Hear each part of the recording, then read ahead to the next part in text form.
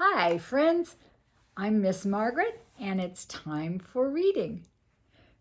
I'd like to say a special hello to my friends from Ms. Debbie's class at Boys and Girls Club. I miss you. I miss our times reading stories together.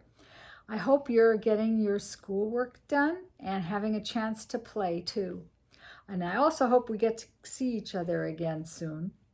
So today I have a new story for you, but first, do you remember we always sing our Time for Reading song? Let's sing it now. You can sing along with me. Time for reading,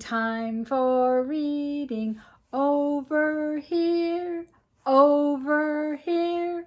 Pictures, words, and talking, Give a cheer, yay! Give a cheer, yay! Today's story is a wonderful book about a bat, and it's called Stellaluna. Isn't that a beautiful bat? The author and illustrator is Janelle Cannon. So we will start. In a warm and sultry forest far, far away lived a mother fruit bat and her new baby. Oh, how Mother Bat loved her soft, tiny baby. I'll name you Stellaluna, she crooned. Each night, Mother Bat would carry Stellaluna clutched to her chest as she flew out to search for food.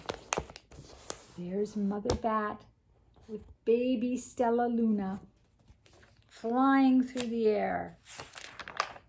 One night, as Mother Bat followed the heavy scent of ripe fruit, an owl spied her. On silent wings, the powerful bird swooped down on the bats. There's the owl, and look what happened to poor Stellaluna. Dodging and shrieking, Mother Bat tried to escape, but the owl struck again and again, knocking Stellaluna into the air. Her baby wings were limp and useless as wet paper. Down, down, down she went, faster and faster into the forest below. The dark, leafy tangle of branches caught Stellaluna as she fell.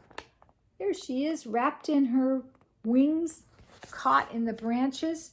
One twig was small enough for Stellaluna's tiny feet, because bats hang by their feet.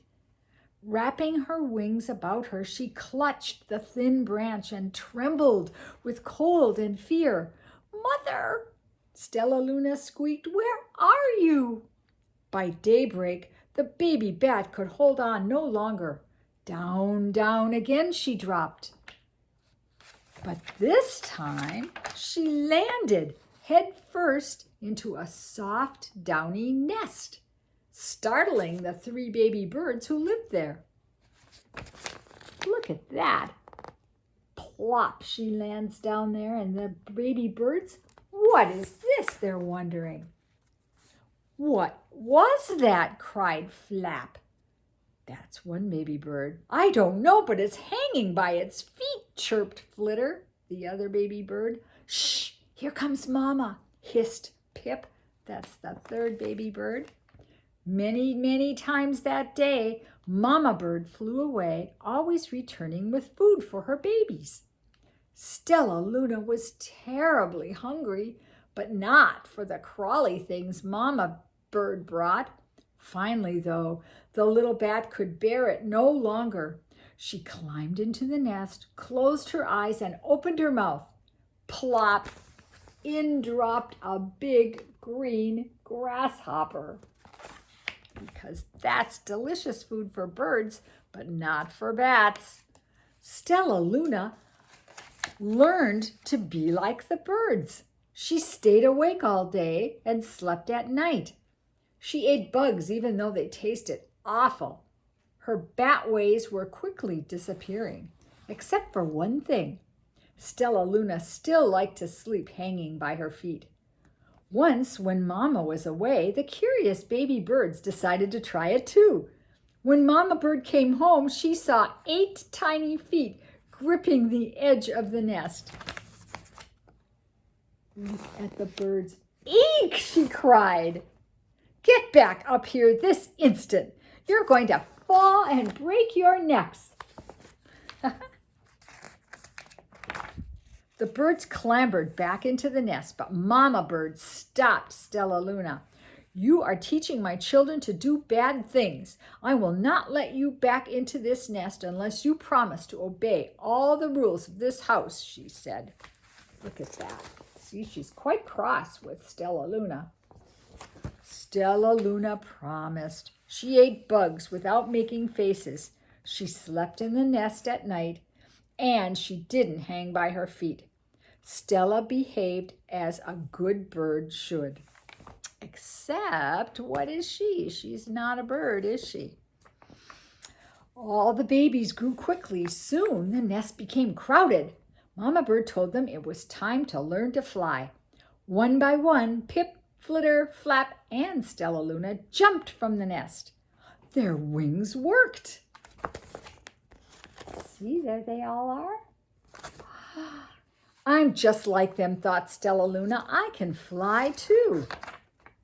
Pip, Flitter, and Flap landed gracefully on a branch. Stellaluna tried to do the same. But bats aren't usually landing on branches. How embarrassing. Look, she slipped, she fell, she clambered back up. I will fly all day, Stellaluna told herself. Then no one will see how clumsy I am. The next day, Pip, Flitter, Flap, and Stellaluna went flying far from home. They flew for hours, exercising their new wings. The sun is setting, warned Flitter. We'd better go home or we will get lost in the dark, said Flap. But Stellaluna had flown far ahead and was nowhere to be seen. The three anxious birds went home without her. All alone, Stellaluna flew and flew until her wings ached and she dropped into a tree. I promised not to hang by my feet, Stellaluna sighed. So she hung by her thumbs and soon fell asleep. She didn't hear the soft sound of wings coming near. See, there she is hanging by her thumbs. Hey, a loud voice said, why are you hanging upside down? Stellaluna's eyes opened wide. She saw a most peculiar face. I'm not upside down. You are, said Stellaluna. Ah, but you're a bat. Bats hang by their feet. You are hanging by your thumbs, so that makes you upside down. The creature said, I'm a bat. I'm hanging by my feet. That makes me right side up. Stellaluna was confused. Mama Bird told me I was upside down. She said I was wrong. Wrong for a bird, maybe, but not for a bat. More bats gathered around to see the strange young bat who behaved like a bird. Stellaluna told them her story. You ate bugs? Gasped one. You slept at night? Said another. How very strange, they all murmured. There they are, all hanging upside down, all those bats. That's right for a bat. Wait, let me look at this child. A bat pushed through the crowd. An owl attacked you? She asked. Sniffing Stellaluna's fur, she whispered, you are Stellaluna. You are my baby. You escaped the owl? Cried Stellaluna. You survived? Yes, said Mother Bat as she wrapped her wings around Stellaluna. There's Stellaluna and her mom. Come with me and I'll show you where to find the most delicious fruit. You'll never have to eat another bug as long as you live.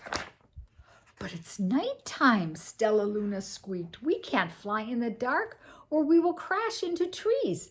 We're bats, said Mother Bat. We can see in the darkness. Come with us. Stellaluna was afraid, but she let go of the tree and dropped into the deep blue sky. She found she could see. She felt as though rays of light shone from her eyes. She was able to see everything in her path. See the light shining from her eyes? Wow. Would that be cool, do you think, to fly through the sky at night like a bat?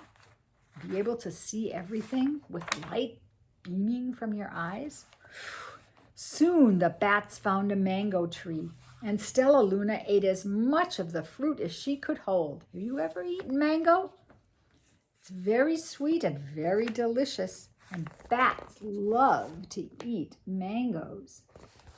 Fruit bats love to eat mangoes. If you see bats flying around your house outside up here in Massachusetts, they're not fruit bats because we don't have mangoes growing on trees up here for bats up here to eat. I'll never eat another bug as long as I live, cheered Stellaluna as she stuffed herself full of fruit. I must tell Pip, Flitter, and Flap. The next day, Stellaluna went to visit the birds. Come with me and meet my bat family, said Stellaluna. Okay, let's go, agreed Pip. They hang by their feet and they fly at night and they eat the best food in the world, Stellaluna explained to the birds on the way. As the birds flew among the bats, Flap said, I feel upside down here. So the birds hung by their feet. Wait until dark, Stellaluna said excitedly. We will fly at night. See the birds there? They're hanging just like the bats. When night came, Stellaluna flew away. Pip, Flitter, and Flap leaped from the tree to follow her. I can't see a thing, yelled Pip. Neither can I, howled Flitter. Eee, shrieked Flap. They're going to crash, gasped Stellaluna. I must rescue them. Stellaluna swooped about, gathering her friends in the air. There, she's saving the birds. She lifted them to the tree and the birds grasped a branch. Stellaluna hung upside down from the limb above them. We're safe, said Stellaluna. Then she sighed. I wish you could see in the dark too. We wish you could land on your feet, Flitter replied. Pip and Flap agreed. They perched in silence for a long time. How can we be so different and feel so much alike? Mused Flitter. And how can we feel so different and be so much alike? Wondered Pip. How do you suppose? What do you suppose is the answer? I think this is quite a mystery, Flap chirped. I agree, said Stellaluna, but we're friends, and that's a fact. So do you suppose you can be very different, but yet feel so much alike and be friends? That's something to think about. Well, I hope you have a good rest of your week, and I'll see you again soon. Bye.